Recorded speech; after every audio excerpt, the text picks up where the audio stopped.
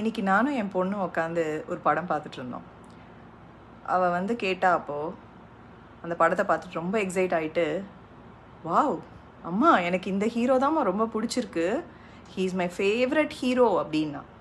உடனே நான் கேட்டேன், எதுக்குடா கண்ணா அந்த மாதிரி சொல்கிற அப்படின்னு.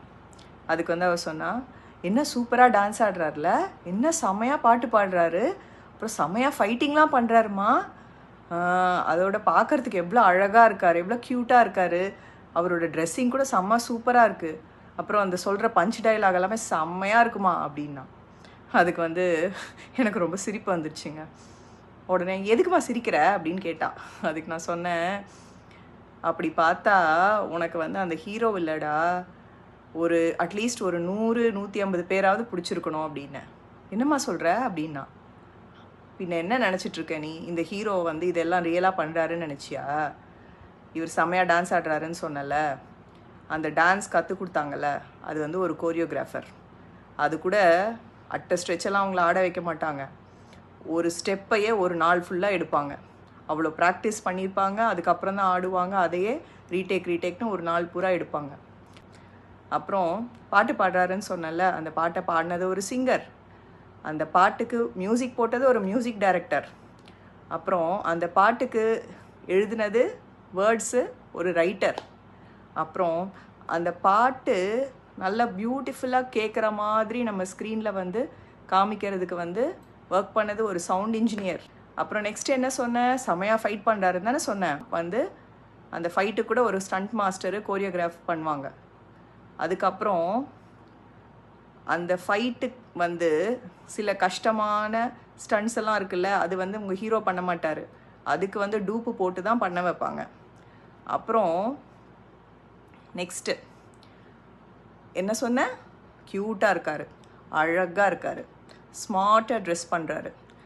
அவர் க்யூட்டாக இருக்கிறதுக்கு காரணம் ஒரு மேக்கப் ஆர்டிஸ்ட், அழகாக இருக்கிறதுக்கு காரணம் ஒரு ஹேர் ஸ்டைலிஸ்ட், அவர் அழகாக ட்ரெஸ் பண்ணுறதுக்கு காரணம் ஒரு காஸ்டியூம் டிசைனர்.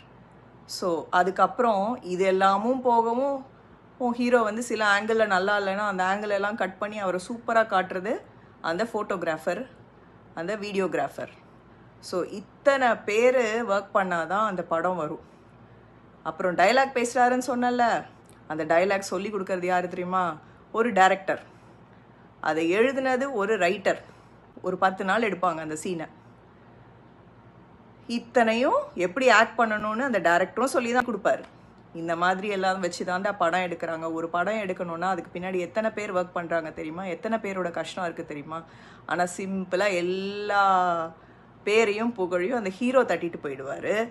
அதே மாதிரி அந்த ஹீரோ வந்து என்ன பண்ணுவார், ஜஸ்ட்டு ஏதாவது ஒரு இந்த ஆடியோ ரிலீஸ் ஃபங்க்ஷன் இல்லைனா ஏதாவது ஒரு அவார்ட் ஃபங்க்ஷனில் வந்து இவங்க எல்லாம் இல்லைன்னா நான் வந்து சாதிச்சிருக்கவே முடியாது அப்படின்வார்.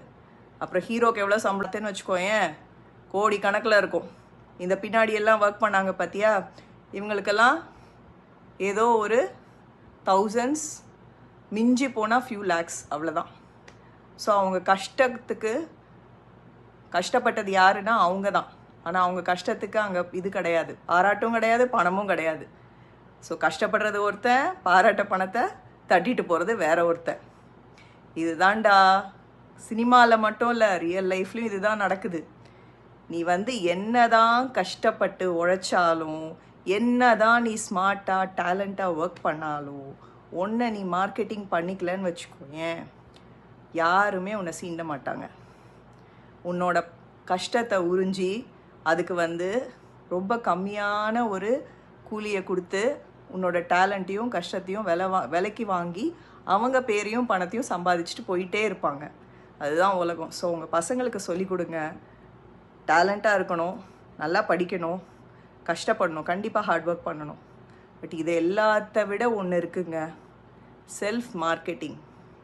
உனக்கு டேலண்ட் இருக்குது அப்படின்னா உன்னோட டேலண்ட்டை நீயே மார்க்கெட் பண்ணு. அதை வந்து இன்னொருத்தனுக்கு விற்றுட்டு ஜஸ்ட்டு பீனட்ஸ்க்காக நீ வேலை செய்யாத. ஓகே, உங்கள் பசங்களுக்கு கண்டிப்பாக இந்த வீடியோவை காட்டுங்க.